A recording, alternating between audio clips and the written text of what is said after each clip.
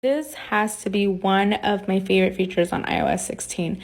So you're gonna press hard on your screen, and then you're gonna turn to the right. You're gonna press that plus sign. Then you're gonna press on photo shuffle. Here you're gonna pick the people that you want to show on your lock screen or nature. I just chose both. Then you're gonna put on lock, and then you're gonna put manually or feature photos. I just chose manually just to show you guys. Then you can click on the time to choose the font and color. This is the font and color I chose, and here I'm customizing my top bar to my first and last name.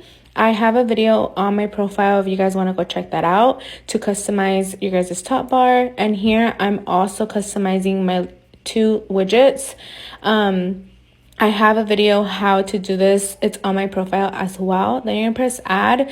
It's gonna save, and then you can put set as wallpaper pair. And every time your phone, you turn it off, then you turn it back on, it's gonna show a completely new wallpaper. So you're gonna have a new photo every time you turn on your phone. If you guys like this video, please like and follow.